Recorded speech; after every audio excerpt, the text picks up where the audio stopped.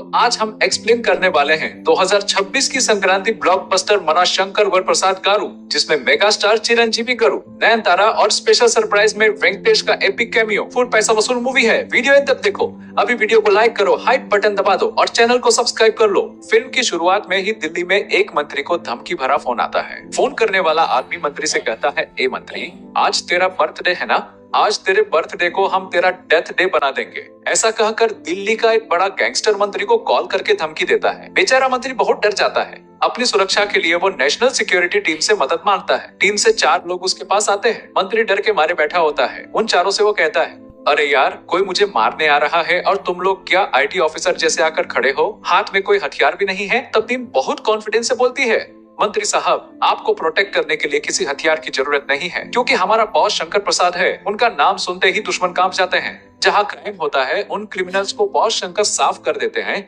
Rowdies को एक एक करके निचोड़ देते हैं। टीम के लोग मंत्री को ऐसा जबरदस्त बिल्ड अप दे रही होती है। दूसरी तरफ घर में हमारा हीरो पूरा झाड़ू पोंछा मार रहा होता है, कपड़े धोकर सुखा रहा होता है, हीरो कपड़े निचोड़ रहा होता है। हमारा हीरो एक मिडिल क्लास आदमी है, घर का सारा काम वही संभालता है। उसके पास घर में सिर्फ उसकी माँ ही है। सुबह सारा घर का काम खत्म करके माँ के लिए टिफिन तैयार करके देता है और बोलता है, माँ, मैं जॉब पर जा रहा हूँ। ऐसा कहकर निकल जाता है। मिडिल क्लास लुक में से सीधा नेशनल सिक्योरिटी का गेटअप बदलकर मंत्री के घर एंट्री मारता है। वहाँ पहले से उसकी टीम मंत्री को उसके बारे में खूब बिल्ड अप दे चुकी है। डर के मारे मुंह से बैठा मंत्री हीरो को देखकर बोलता है, ये शंकर प्रसाद, इतनी देर क्यों कर दी? जल्दी आ, कोई मुझे मारने वाला है। तो इतनी लेट क्यों आया? तब हमारा हीरो बोलता है, मंत्री साहब, आप टेंशन मत लो, ये सब मैं देख लूंगा। तभी वो गैंग घर में घुस जाती है और सबको लॉक कर देती है। हीरो के हाथ पैर भी बांध कर बैठा देते हैं। तब मंत्री हीरो से कहता है, अरे यार, शुरू में मास पंच डायलॉग मार के अब क्या बिल्ली जैसे बैठ गया? डर के मारे मंत्री बोलता है, मुझे लगा है आज मेरा लास्ट डे है। फिर हीरो उन गैंग मेंबर्स को जमकर पीटता है। मंत्री को मारने वाले सबको हवा में उड़ा देता है। ये देखकर मंत्री बोलता है, यही एक्शन मैं तुझसे एक्सपेक्ट कर रहा था। मंत्री को थोड़ी राहत मिलती है। आखिर में मंत्री की जान बचाने के बाद हीरो मंत्री के बहुत करीब हो जाता है। उसी रात मंत्री के घर में उसकी बड़ी बर्थडे पार्टी होती है। पार्टी में हीरो जमकर डांस करता है। पार्टी खत्म होने के बाद हीरो और मंत्री साथ बैठकर शराब पीते हैं। शराब पीते वक्त मंत्री हीरो से कहता है, ए शंकर प्रसाद, डिपार्टमेंट में तेरे बारे में पूछा तो बोले तुम बहुत ईमानदार ऑफिसर हो, तुम्हारी अभी तक शादी नहीं हुई क्या? हीरो बोलता है, सर, मेरी शादी की जिंदगी के बारे में बताने से पहले एक ग्लास मार के आता हूँ। ऐसा कहकर पूरी बोतल पी जाता है। पीने के बाद हीरो अपनी फैमिली के बारे में बताता है और कहानी फ्लैशबैक में चली जाती है। कुछ साल पहले भारत में जीवीआर नाम का एक बहुत बड़ा अमीर आदमी था। उसकी लौटी बेटी शशि रेखा, इस रोल को नयनतारा जी ने किया है। वही इस फिल्म की हीरोइन है। आज हीरोइन शशि रेखा की सगाई है। शशि रेखा की सगाई के लिए हमारे हीरो को उसके डिपार्टमेंट के सीनियर ऑफिसर को साथ लेकर सगाई में आना पड़ता है। इस शादी से शशि रेखा बिल्कुल भी खुश नहीं है। शशि रेखा के पापा ने उसके लिए एक बड़े बिजनेसमैन जैसे लड़के से शादी करवाने के लिए ये सारा इंतजाम किया था, लेकिन ये शादी हीरोइन को बिल्कुल पसंद नहीं है। वो एक तरह से उदास खड़ी रहती है। ये बात हमारे हीरो की नजर में आती है। वो बस आंखों से ही इशारा करता है, पसंद नहीं है तो अभी ही मना कर दे, जिंदगी भर तकलीफ होगी, ऐसे आंखों से सलाह देता है। उसे ये बात समझ आ जाती है और वो स्टेज पर ही अपने पापा से बोल देती है, मुझे इस शादी में कोई इंटरेस्ट नहीं है, कहकर पूरी सगाई ही रोक देती है। ऐसे कट करके अगले सीन में तमिलनाडु में एक शादी हो रही होती है। उस शादी के फंक्शन में हिस्सा लेने हीरो आता है। वहाँ फंक्शन में थलापति फिल्म का गाना सुंदरी कन्नल ओरू सईदी बज रहा होता है। जब भी हीरो ये गाना सुनता है तभी हीरोइन वहाँ स्पॉट पर आ जाती है। पक्का इस शादी में भी शशि रेखा आई होगी। ऐसा सोचकर हीरो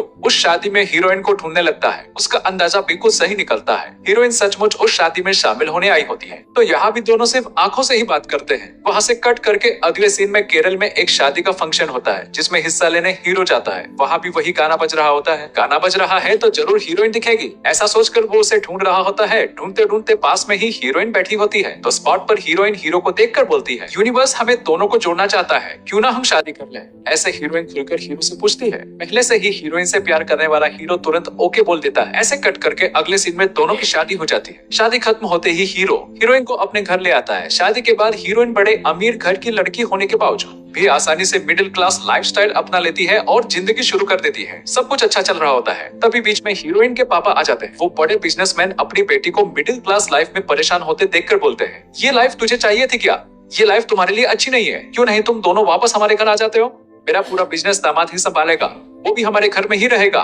ठीक है, बीवी की खुशी सबसे जरूरी है। ऐसा सोचकर हीरो ससुर के बुलावे पर अपना घर छोड़कर ससुराल शिफ्ट हो जाता है। वहाँ जाने के बाद पता चलता है कि ये सब ससुर का प्लान था। रोज हीरो को घर में नौकर जैसा ट्रीट करना शुरू कर देते हैं। इससे घर में हीरो और हीरोइन के बीच झगड़ा थोड़ा थोड़ा बढ़ने लगता है। एक दिन हीरो और हीरोइन गंभीर लड़ाई कर रहे होते हैं। तभी हीरोइन के पापा आकर पंचायत करते हैं तो हीरो बोलता है, सब तेरी वजह से हो रहा है। मैं अपने घर में इज्जत से रहता था, मुझे ले आकर ऐसे बदनाम कर रहे हो तुम दोनों। ऐसा बोलकर हीरोइन के पापा को थप्पड़ मार देता है। हीरोइन के सामने उसके पापा को मारा। इस वजह से दोनों के बीच बहुत टेंशन हो जाती है। तभी दोनों के रिश्ते में दरार पड़नी शुरू हो जाती है। फिर भी हीरोइन ऑफिस में हीरो को ले जाकर वहाँ पापा से सॉरी बुलवाती है। वहाँ पापा और बेटी मिलकर हीरो को इंसल्ट करते हैं। गुस्से में हीरो बीवी को भी नहीं देखता और सबके सामने बीवी को थप्पड़ मार देता है। बस इतना ही। इसके बाद पति पत्नी के बीच सेपरेशन हो जाता है और दोनों अलग हो जाते हैं। लेकिन अब इन दोनों के 2 बच्चे हैं, एक बेटा और एक बेटी। इस लड़ाई के बाद हीरोइन हीरो को पूरी तरह अवॉइड कर देती है, बल्कि आज तक बच्चों को भी हीरो को नजर न आने जैसा रखकर पालती है और अपने बच्चों से कहती है, तुम्हारे पापा ही सबसे बुरे इंसान हैं, उनके पास मत जाना। ऐसा बोलकर हीरोइन बच्चों को छोटी उम्र से ही हीरो के खिलाफ ब्रेन वॉश करती है। अब प्रेजेंट में ऐसे पूरी फ्लैशबैक स्टोरी हीरो मिनिस्टर को सुनाकर खत्म करता है और बोलता है, सर मैं एक हफ्ते की छुट्टी पर जा रहा हूँ क्योंकि मेरी पत्नी ने मेरे दोनों बच्चों को कोलकाता के एक बोर्डिंग स्कूल में डाल दिया है, तो मैं अनजान बनकर स्कूल जाकर बच्चों को देखना चाहता हूँ। ऐसा बोलकर अगले सीन में हीरो अपनी टीम लेकर उस बोर्डिंग स्कूल जाता है और मिनिस्टर की मदद से वही स्कूल में पीटी, फिजिकल ट्रेनर, टीचर की जॉब करता है। स्कूल के एंट्रेंस पर ही हीरो की बेटी और बेटा साइंस प्रोजेक्ट लेकर जा रहे होते हैं। ये अपने बच्चे हैं। ये पता नहीं होने की वजह से हीरो गलती से प्रोजेक्ट को धक्का दे देता है। वो प्रोजेक्ट टूट जाता है। मेरा साइंस प्रोजेक्ट टूट गया, ऐसी बेटी गुस्से में बोलती है और बहुत गुस्से से हीरो को सुनाती है। बिल्कुल अपनी माँ जैसी अंदाज में बात करती है। उसे ये पता नहीं कि हीरो उसका बाप है। हीरो ये सब देख रहा होता है। पहली मुलाकात में ही बच्चे उससे इतनी नफरत करते हैं। प्रिंसिपल के जरिए हीरो को पता चलता है कि ये उसके बच्चे हैं। अब कैसे बेटी और बेटे से क्लोज हों, ऐसा सोच रहा होता है। तभी पता चलता है कि उसका बेटा सॉफ्ट नेचर का है, बिल्कुल पापा जैसा। उसके पास जाकर बोलता है, अरे तेरी दीदी को इम्प्रेस कैसे करूं? ऐसा आइडिया मांगता है। कल से जो पपी हमने प्यार से पाला था वो मिसिंग है, उसके बिना दीदी बहुत उदास है। ऐसा छोटा बेटा बोलता है। तब हीरो बोलता है, अभी वो पपी ढूंढ के लाते हैं। हीरो अपनी टीम को साथ लेकर अपनी बेटी ने प्यार से पाला हुआ वो पपी ढूंढने जाता है। पपी कहाँ जा सकता है, ऐसा सोचकर वो अपना पुलिस वाला दिमाग इस्तेमाल करके ढूंढता जाता है। देखते ही देखते पता चलता है कि वो छोटा पपी घने जंगल में फंस गया होता है। उस छोटे पपी को बेटी के लिए बहुत रिस्क लेकर मुश्किल से बचाता है और लाकर दे देता है। पपी देखकर बेटी बहुत इम्प्रेस हो जाती है। उसके बाद हीरो के साथ बेटी और बेटा बहुत क्लोज और फ्रेंडली बन जाते हैं। लेकिन अभी तक बच्चों को लगता है कि ये सिर्फ हमारा पीटी टीचर है। हीरो भी मैं ही तुम्हारा पापा हूँ नहीं बोलकर सिर्फ पीटी टीचर बनकर बच्चों के साथ खुश रहता है। पापा और बच्चे बहुत हैप्पी है। अब एक गाना प्ले होता है। उस गाने में बच्चे अपनी माँ का वीडियो कॉल भी अवॉइड कर देते हैं। हमेशा पीटी सर बोलकर हीरो के साथ ही घूमते फिरते रहते हैं। घर पर हीरोइन सोचती है, ये पीटी सर कौन है जो बच्चों को इतने प्यार से संभाल रहा है, उसे मिलना चाहिए। ऐसा सोचकर अगले सीन में हीरोइन अपने पापा को लेकर बोर्डिंग स्कूल पीटी टीचर को देखने आती है। वहाँ पहुंचकर देखती है कि उसके बच्चे किसके साथ इतने खुश हैं। तब पता चलता है कि वो हीरो ही है। हीरोइन सोचती है, बच्चों को बाप से दूर रखा था, आज वो अपने बाप के साथ। ये देखकर हीरोइन को पूरी टेंशन हो जाती है। हीरोइन बोलती है, अब से तेरी परछाई भी बच्चों पर नहीं पड़नी चाहिए। ऐसा बोलकर उसी दिन रात को हीरोइन बच्चों को लेकर स्कूल से निकल जाती है और अपने घर चली जाती है। इससे हीरो का दिल टूट जाता है। ऐसे कट करके अगले दिन रात हीरोइन के पापा ऑफिस से घर वापस लौट रहे होते हैं। तभी गैंग ने उनको मारने की कोशिश की।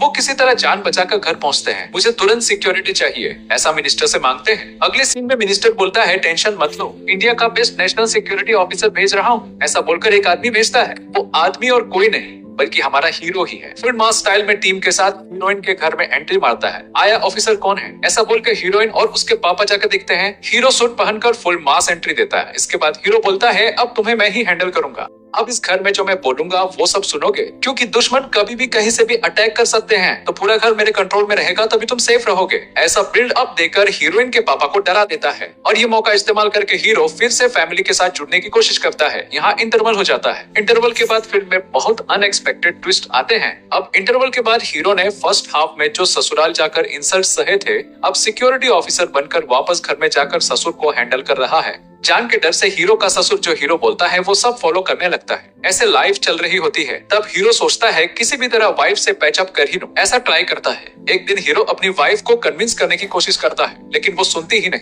क्योंकि सबके सामने हीरो ने पापा को मारा था। अब इस जन्म में मैं कभी तुम्हारे साथ पैचअप नहीं करूंगी। ऐसे दोनों बात कर रहे होते हैं, तब हीरो के बच्चे ये देख लेते हैं। उसी रात बच्चों को सच पता चल जाता है कि उनके पापा कौन हैं। दोनों बच्चे एक तरफ उदास बैठ जाते हैं। हीरो पीटी टीचर बनकर बच्चों से बात करता है। तब बेटी और बेटा रोते हुए बोलते हैं, हमें पता चल गया है, आप ही हमारे पापा हो। हीरो बोलता है, अरे बच्चों को सब सच पता चल गया। ऐसा प्यार से बात करता है। इतने दिन हमने पापा को गलत समझा। छोटी उम्र से माँ ने आपको विलेन जैसा बताया था, लेकिन आपके साथ रहकर जो प्यार आपने दिखाया, उससे समझ आया कि आप कितने अच्छे हो। यहाँ गलती किसकी है, हम समझ गए। ऐसा बच्चे बोलते हैं। हीरो बोलता है, देखो यहाँ किसी की गलती नहीं, तुम्हारी माँ की भी नहीं। उस दिन गुस्से में मैंने उनके पापा को थप्पड़ मारा था। मैंने वो गलत किया था। अगर कोई मुझे मारे तो मुझे भी गुस्सा आएगा ही ना। वही गुस्सा उनकी माँ में भी था। वक्त के साथ वो ठीक हो जाएंगी। तुम दोनों टेंशन मत लो, पापा हमेशा तुम्हारे साथ ही रहेगा। ऐसा मैच्योर तरीके से बच्चों को समझाता है। ये सब दूर से हीरो का ससुर देख रहा होता है। हीरो का ससुर सोचता है, लग रहा है ये फिर से फैमिली के साथ जुड़ जाएगा, इसे कैसे रोकना है। ऐसा सोचकर ये ससुर बेटी की दूसरी शादी करवाने का प्लान बनाता है। बैंगलोर से एक बड़ा अमीर आदमी को घर बुलाता है। वो अमीर आदमी हेलीकॉप्टर से एंट्री करता है। कौन है ये जो इतने दिखावे के साथ हेलीकॉप्टर से घर के बीच में उतर रहा है बोलकर हीरो देखता है।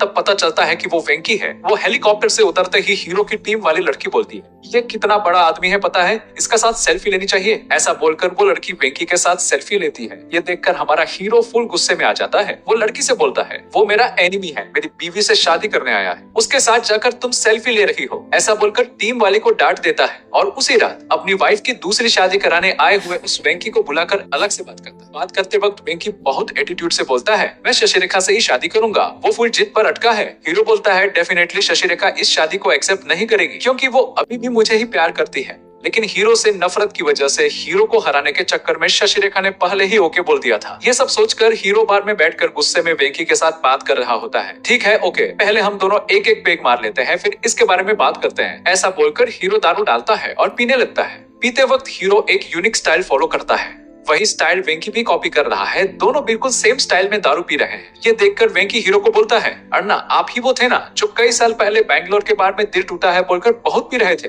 तब आपने मुझे दारू पीने का तरीका सिखाया था। आज तक मैं उसी को फॉलो कर रहा हूँ। आपको ही मैं कई सालों से ढूंढ रहा था। ऐसा बोलकर वेंकी एक ट्विस्ट देता है। असल में कई साल पहले दोनों बार में मिले थे। ये याद करके दोनों फ्रेंड्स बन जाते हैं। मैं आपकी वाइफ से दूसरी शादी करने आया था। मैंने गलत किया। आज से वो मेरी भाभी है। भाभी को वापस आपके पास लाने में मैं आपकी हेल्प करूंगा। ऐसा बोलकर विलेन से फ्रेंड बन जाता है। दोनों मिलकर बार में सॉन्ग पर डांस करते हैं। सॉन्ग खत्म होते ही अगले सीन में हीरोइन के पापा को मारने आया था ना वो विलेन, असल में उस विलेन का रियल टारगेट पापा नहीं था। हीरोइन और उसके बच्चे ही असली टारगेट थे। विलेन उनको मारने आया था। हीरो उस गैंग के एक आदमी को पकड़ लेता है। हीरो पूछता है, क्यों तूने हीरोइन और बच्चों को मारने की कोशिश की? क्या पुराना बिजनेस राइवलरी है या कोई और रीजन? ऐसा पूछकर विलेन के आदमी को मार पीट कर इंटेरोगेट करता है। यहाँ एक बड़ा ट्विस्ट रिवील होता है कि विलेन बॉम्बे का एक बड़ा राउडी, ड्रग माफिया, मर्डर सब कर रहा है। ये मेन विलेन, उसका एक छोटा भाई था। छोटा भाई एक रेप केस में पकड़ा गया और उसे डेथ सेंटेंस, मौत की सजा मिल गई। बड़ा भाई बड़ा गैंगस्टर होकर भी छोटे भाई को नहीं बचा पाया। 2 दिन बाद उस छोटे भाई की डेथ सेंटेंस एग्जीक्यूट होने वाली थी। उसी रात जेल से वो छोटा भाई एस्केप कर जाता है। एस्केप करके बाहर आकर एक कार को लिफ्ट मांगता है। उस कार में और कोई नहीं बल्कि हमारी हीरोइन और उसके बच्चे थे। इमरजेंसी बोलकर लिफ्ट दे देते हैं। जाते वक्त हीरोइन की बेटी न्यूज़पेपर में रेप केस वाले की फोटो देखती है। फोटो देखकर तुरंत समझ जाती है ये वही कल्प्रिट है जो जेल से भागा है। अगला सीन में उसको पता न चले पुलिस बुलाकर पकड़वा देती है। पुलिस ने पकड़कर उससे मौत की सजा पूरी करवा दी। इससे विलेन का छोटा भाई मार जाता है। भाई खो चुके विलेन शशिरेखा और उसके बच्चे ही मेरे भाई की मौत के मेन रीजन है बोलकर उन्हें ब्लेम करता है और उनको मारने की कोशिश करता है। ऐसा बोलकर उनको मारने के लिए तड़प रहा होता है। फ्लैशबैक खत्म होने के बाद अगले सीन में विलेन फुल आर्मी लेकर हीरोइन के घर एंट्री मारता है सबको मारने। लेकिन घर में पहले से नेशनल सिक्योरिटी एडवाइजर बनकर हीरो फुल सेटअप के साथ विलेन का वेट कर रहा होता है। आखिर में हीरो वर्सेस विलेन एक जबरदस्त फाइट होती है। फाइट के एंड में जैसे हमेशा होता है विलेन को हराकर हीरो अपनी फैमिली को बचा लेता है। फैमिली बचाने के बाद जब हीरोइन और हीरो मिलते हैं तब सॉन्ग प्ले होता है। वो सॉन्ग बजते ही पुराने प्यार के साथ हीरो हीरोइन फिर से एक साथ आ जाते हैं। आखिर में बच्चे अपने पापा मम्मी को जुड़ते देखकर बहुत खुश हो जाते हैं और फिल्म हैप्पी एंडिंग के साथ खत्म हो जाती है। इस वीडियो के लिए मेरा वॉइस ओवर आपको पसंद आया होगा, मैं उम्मीद करता हूँ। ऐसे ही कंटिन्यूअसली रिलीज होने वाली फिल्में देखना चाहते हो तो सब्सक्राइब कर लो और अगर ये वीडियो पसंद आया तो लाइक, कमेंट, शेयर जरूर कर देना। ऐसे ही एक सुपर क्वालिटी फिल्म के साथ फिर मिलते हैं।